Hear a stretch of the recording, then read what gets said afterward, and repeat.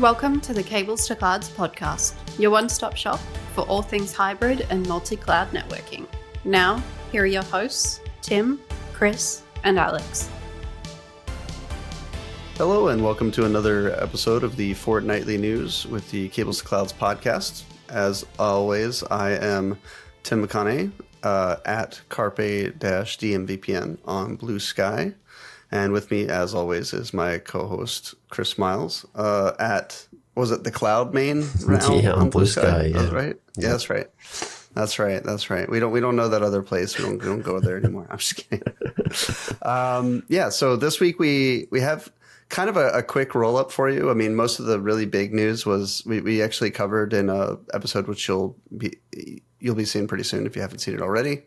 Or you will have seen it by the time you see this, should I say, which is a recap of MS Ignite and reInvent. So let's just jump into some of the more interesting stuff that's happened in the meantime with some of the other clouds and get into it. So the first article we have is from SDXCentral.com. And this is actually a follow-up to something that was done back in May of this year, talking about how the cloud native firewalls kind of underperformed from a security perspective. And so what SDX Central has done is gone back essentially and given them time to fix what was broken, rejigger it, make it better. And for the findings are still pretty awful, is what they found. So I think AWS clear, actually did worse. I was going to say, just to be clear, so it was the report was actually done by Cyber Ratings. I think SDX Central was just following up with Cyber Ratings that. But yeah, it was. Yes, cyberratings.org. Sorry. Yeah. That's I totally misread it. But yes, cyberratings.org is the actual people that did the cyber risk assessment on it. So AWS actually managed to do worse than they did the first time, which I don't know how that's possible, but this is the craziest part. They scored a point. So this is on a percentage score, basically on things like how much protection essentially do you get based on their rating score, which the article goes in a little bit more detail about that. And of course you can go to cyberratings.org and get the full details. But in May, AWS Network Firewall actually scored, I think it was a 5.39% of effectiveness, meaning that you were protected, almost not quite 5.5% of the time. And it says here that they scored a mere 0.38%, so not even 0.5%, and that is a regression. That is not just more or less. That is a total 0.38%. Yeah. I don't know how that's possible. That's basically saying you're not running anything, basically. So it's a very interesting finding by CyberRatings. And I know that when we reported on this back in May, AWS had actually issued a statement saying that our network firewall is great and we think they tested it incorrectly or something to that effect. CyberRatings in this version says, quote unquote, this was not a bug.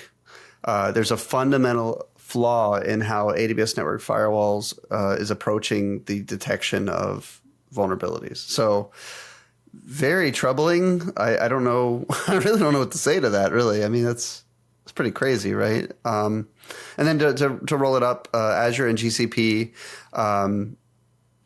were not great either. The best performing firewall got a protection level of 50.57%. 50.57%, if I can learn how to talk.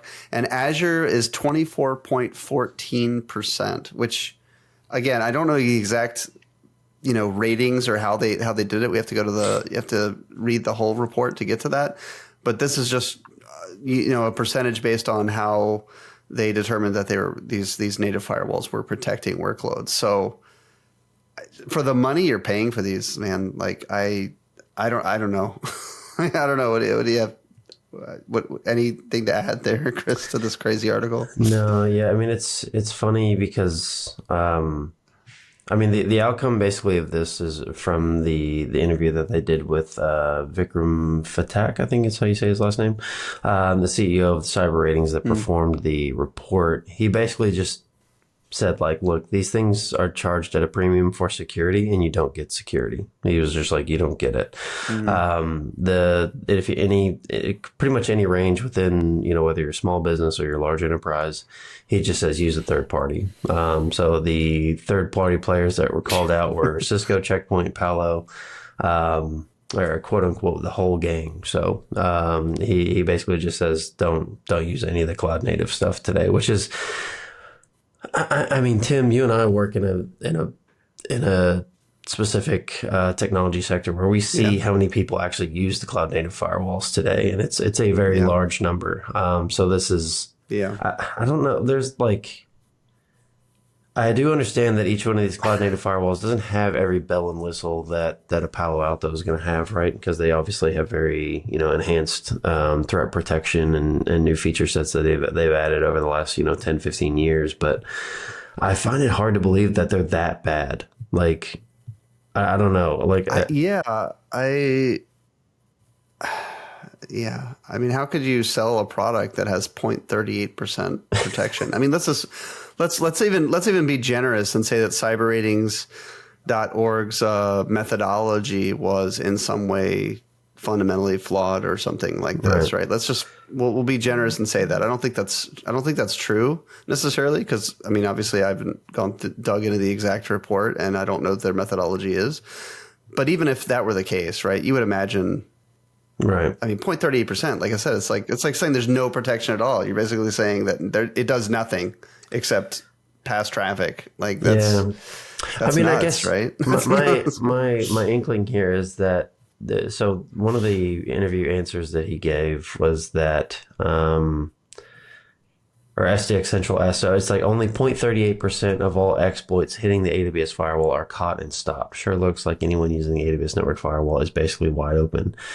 And he said, unless you care about the basic access control, pretty much for any kind of deep inspection, exploit blocking, you need a third-party firewall. So it's not just like whether or not the firewall functions, which I feel like is kind of misleading in that sense, right? Like if from a traditional firewall perspective, it is, I think it probably does its job, but probably I think the emphasis here should be at detecting exploits on its own, which, that requires a certain level of merit that that they need to live up to. So I can understand that criticism if they're saying that like almost all those other exploits got through. But yeah, I mean, I'm not in a state to test this, right? I don't have the capabilities of pushing, known exploits through the firewall like this. So it's hard for me to recreate this, but man, it's just that seems insane for the amount of people I know at AWS and their emphasis on security and specifically network security. I've seen some of the things like web application firewall can do and detect as far as exploits go. And the fact that would not be baked into network firewall, I don't know if I can believe it. That just sounds crazy. It's so insane, right? Like I said, it's saying like you have a router. We're just forwarding packets. We're not even looking at them, right? Like with that level of protection.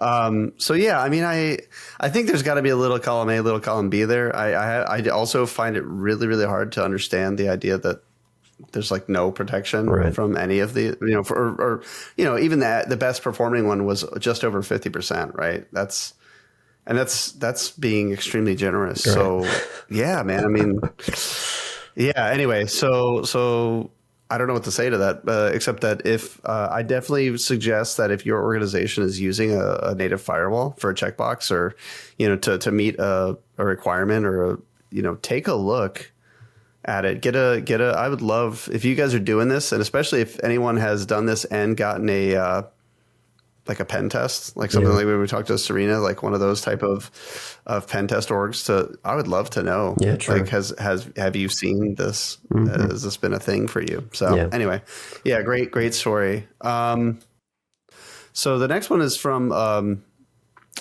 I just completely blanked. The next one is from Reuters, sorry. And this is an interesting one. It's from Google. And Google is asking the FTC, the Federal Trade Commission, to basically break up the deal between Microsoft and OpenAI, saying that basically Microsoft has a monopoly on access to OpenAI because of their agreements between these two organizations, right? We know Microsoft has a large stake in OpenAI, the organization, and basically in order to access OpenAI, you have to use Microsoft's servers, access whatever. So Google's basically saying to the FTC, that is the same thing as monopolistic behavior. You should stop this. You should let other organizations like us, for example, Google, be able to access OpenAI without having to go through Microsoft to do it. So very interesting. And I mean, the more the AI stuff heats up, man, the more stuff like this I would expect to see. I'm actually, I mean, does Google? I mean, Google has Gemini. Like, why? I'm not saying there's no reason to ever use another model. Obviously, the models are trained in a very specific way. They all have different strengths and weaknesses, et cetera, et cetera. Or is this more like a advocacy for Google customers, like that might want to use OpenAI without having to go be Azure customers or something? Maybe that's the angle here. So, pretty interesting stuff. Yeah, I mean, my rub of it is that the FTC was already like investigating Microsoft for their practices elsewhere, right? And it even says in this article that this came up while Google was being interviewed about that.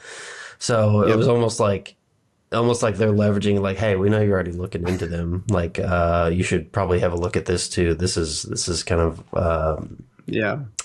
potential violation as well.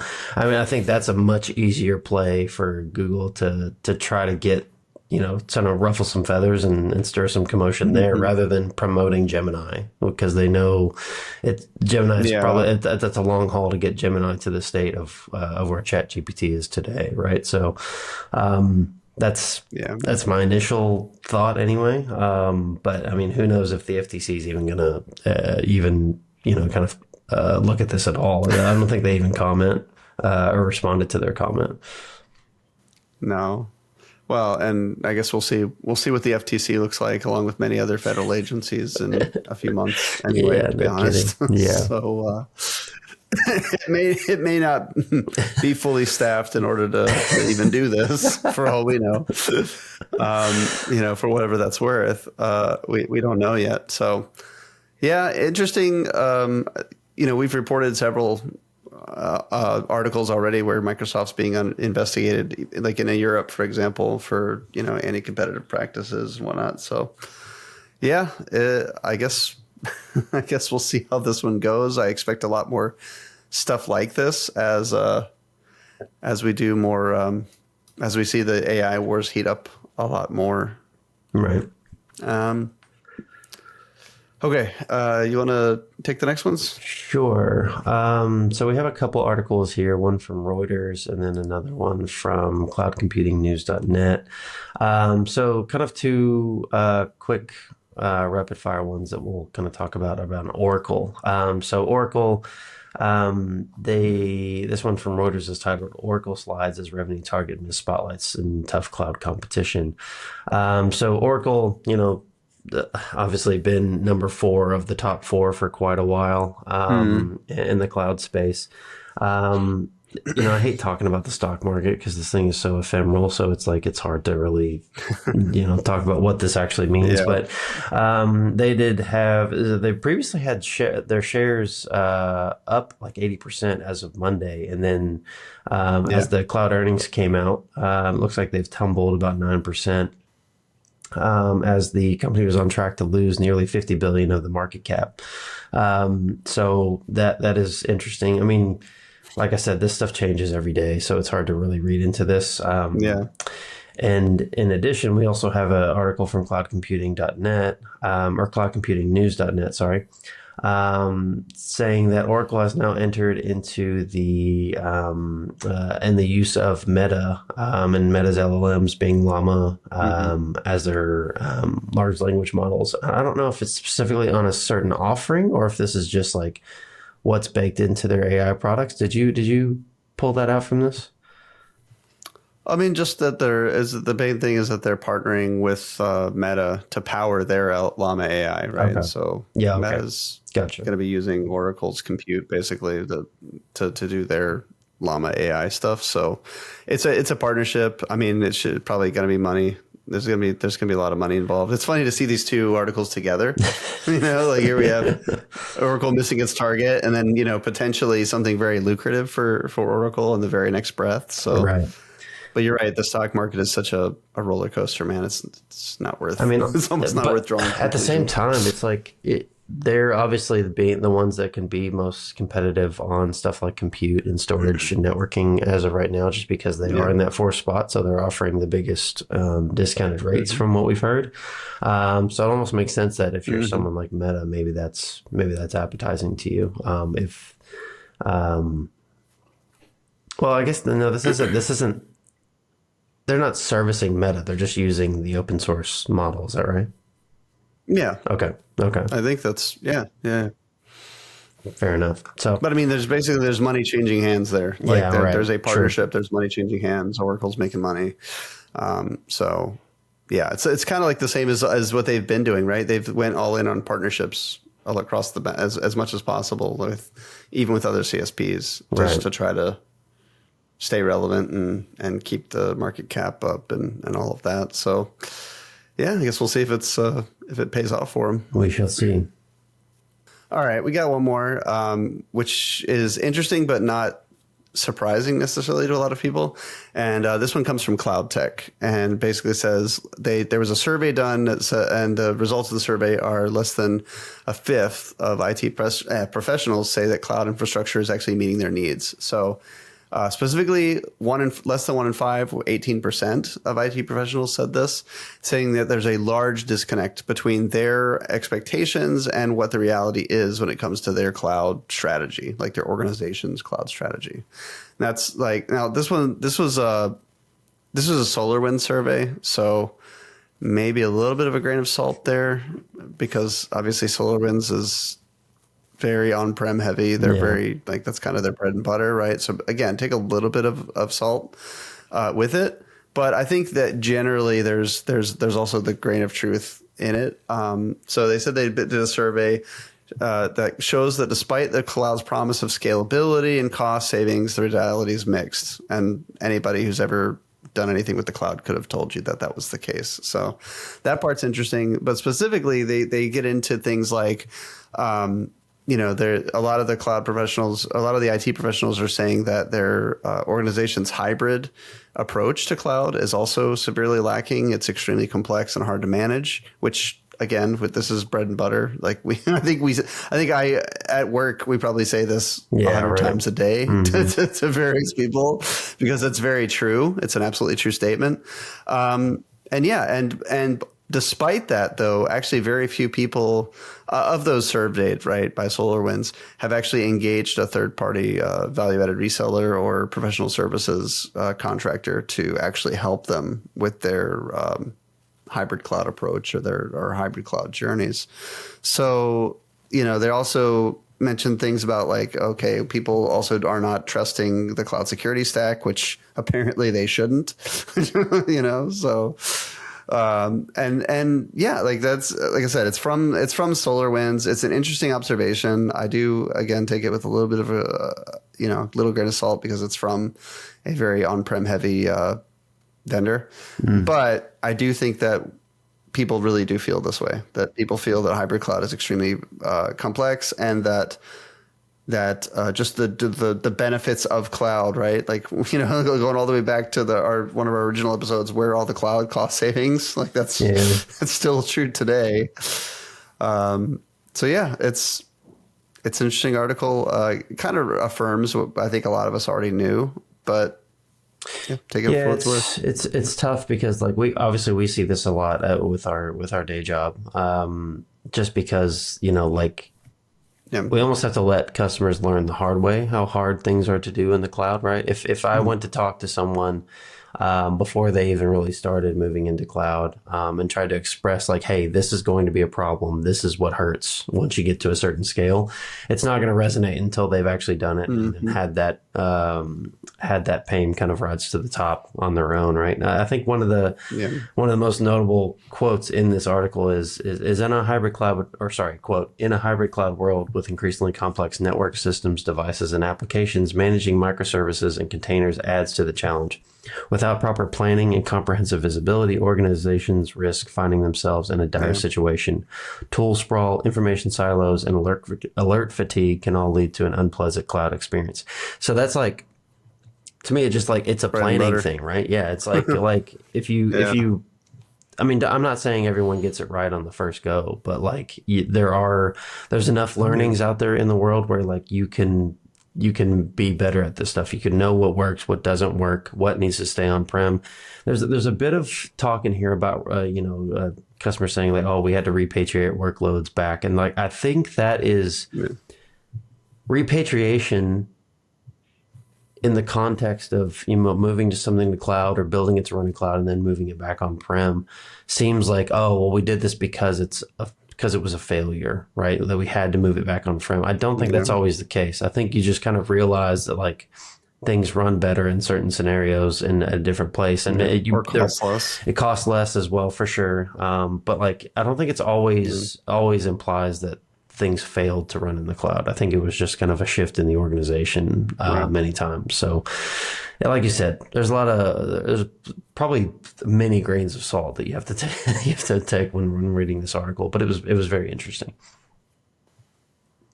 Yeah. All right, and so a bit of a short one today, but we'll go ahead and start wrapping it up here. I think, so we'll go ahead and wrap it here, and hopefully everybody is following us on Blue Sky. We have a Cables to Clouds on Blue Sky now. And so go ahead and follow us there and do all the other things that we always tell you to do. you know them by now. By now you've probably heard them 100 times, so I won't repeat them. But I just had a thought. This one is going to come out like right before Christmas. Is that right? Or right after Christmas? This will come out on the 18th. Oh, this will come out Christmas. Is it the 18th? Oh, yeah, that's right, 18th. Yeah. All right. So yes, 18th of December. So hopefully you're gearing up for we don't speak time to you off before work. Hopefully you're really, hopefully you're at work, and hopefully you're at the point where you're really phoning it in. Like you're barely paying attention. You're already, you got Yuletide thoughts in your head. You don't do any work at this point. I took this last week off because I was certain, absolutely 100% certain, I was going to be sick coming back from reInvent. I was the only person on my team that was not sick. Yeah. Everybody else had COVID or flu or something. And then, of course, I just, did a bunch of stuff at home that needed to get done that I'd been putting off. So it wasn't a waste of time. But hey, I'm not going to look a gift horse in the mouth on that one. Yeah, right. All right, everyone. Thanks for joining us, and we'll see you next time. Hi, everyone. It's Tim, and this has been the Cables to Clouds podcast. Thanks for tuning in today. If you enjoyed our show, please subscribe to us in your favorite podcast catcher, as well as subscribe and turn on notifications for our YouTube channel to be notified of all our new episodes. Follow us on socials at Cables2Clouds. You can also visit our website for all the show notes at cables2clouds.com. Thanks again for listening, and see you next time.